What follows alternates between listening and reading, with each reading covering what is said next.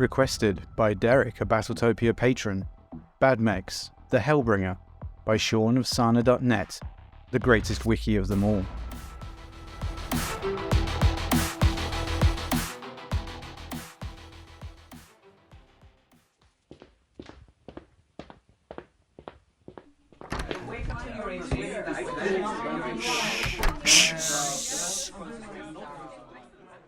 Khan Lasanera has directed us to create a new heavy omni-mech, and he has ordered this battle mech to be completed within 6 months.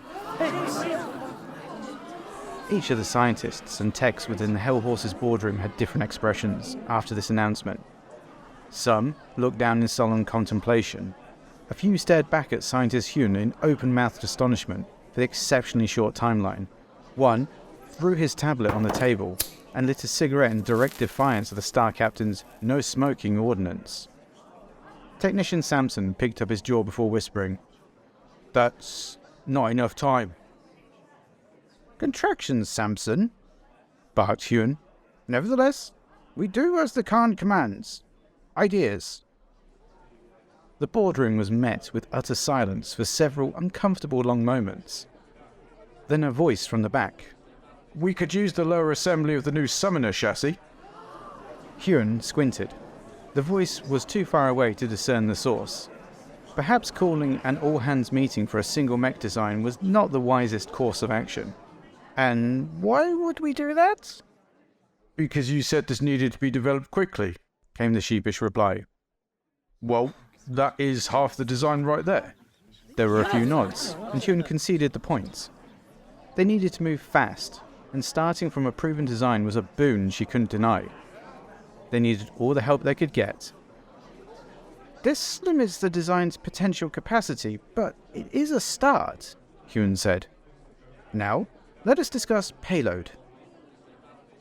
From there, the boardroom descended into utter chaos. A section of the scientists demanded anti-personnel pods and machine guns for urban combat. A contingent of techs suggested an active probe in ECM to counter the growing threat of electronic warfare within the clans. A scientist at the far end simply shrieked, "AMS!" prompting Hyun to write the acronym on her datapad without really considering either the source or purpose of such a suggestion. "And let's be frank, our mech warriors are not the best of the clans," Samson said during a brief lull in the brainstorming furore.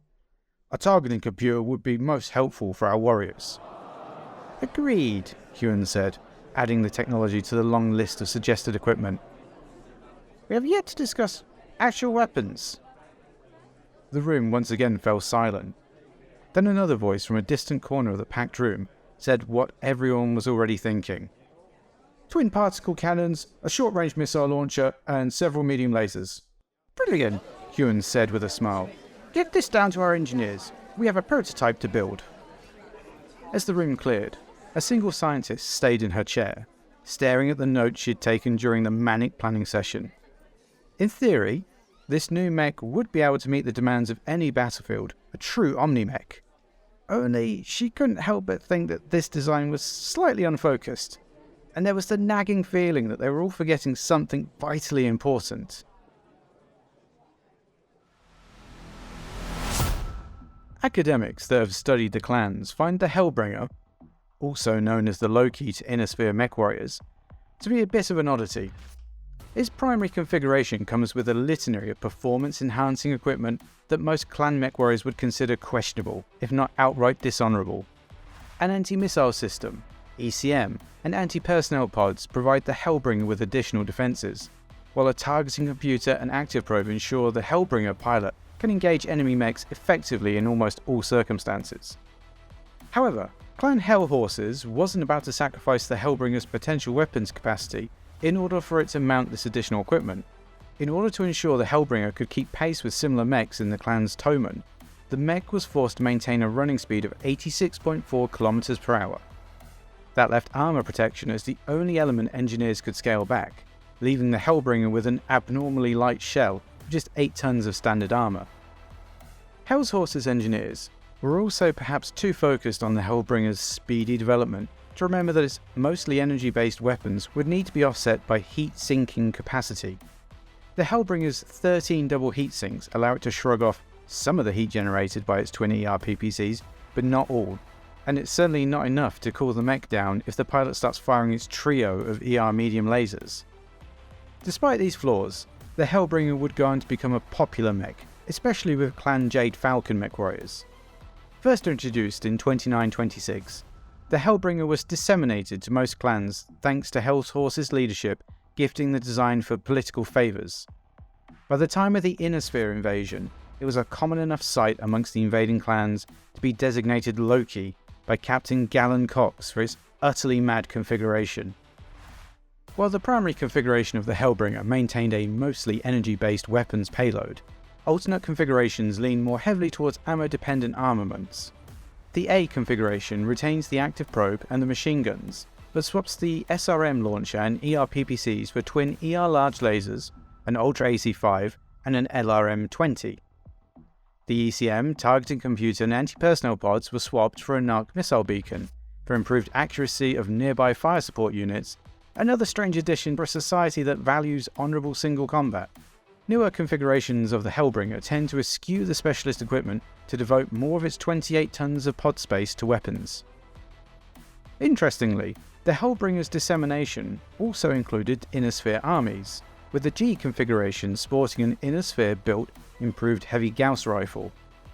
By the Dark Age era, Clan Seafox readily provided the aging Hellbringer to any customer willing to pay for it. Amongst the home clans, however, the Hellbringer has largely been replaced by the Ebon Jaguar, a superior design that offers similar speed and firepower with far greater armor protection while maintaining a 65-ton gross weight. In 3121, the Jade Falcons attempted to improve their favoured design with the Loki Mark II, also known as the Hell. The Loki Mark II drops the Hellbringer's engine to a 260XL, resulting in a running speed of 64 kph, to devote even more of its pod space to weapons. The priming Loki Mark II configuration mounts twin Gauss rifles alongside twin ER large lasers and a Streak SRM-4 for lighter targets. The Hell's B configuration is even more powerful thanks to a long-tom artillery cannon mounted in the right arm. Ferrofibrous armor improves the Hell's protection over its progenitor, but it still remains a relatively fragile heavy mech. The Hellbringer marks a logical extreme for clan designs, emphasizing offense and mobility over defense. While the Hellbringer's primary configuration offers its pilots a curious array of equipment, most would likely be better served by a few more armor plates. Today, Hellbringers are the preferred mount for elderly clan mech warriors looking to die in a blaze of glory, or younger warriors too foolish to consider their own mortality. Now, as some people know, I am a spheroid. And as a spheroid, it pleases me no end to see clanners panic and produce a substandard mech. Yes, it's got big guns and it can jump, but it's gone on a crash diet to pay for it all, and as a result, its armor is now tissue paper. Cue the maniacal laughter of swarming lights and medium Inner Sphere mechs. You can't kill us all, clan of filth, before we drag you down and give you a damn good spanking. Well guys, I hope you enjoyed that story and that lore, and thanks to producer Derek for the support. This will be an extra little addition to the channel as I love Sarna and I love these stories. If you enjoyed this, please leave a rating, subscribe to the channel to hear more stories, and if you want to support the channel, then head on over to Battletopiastories Patreon or shout me a drink on Ko-Fi. Links are in the description, or just Google it. Stay tuned everyone for the next story time. I've been Shrapnel. Bye!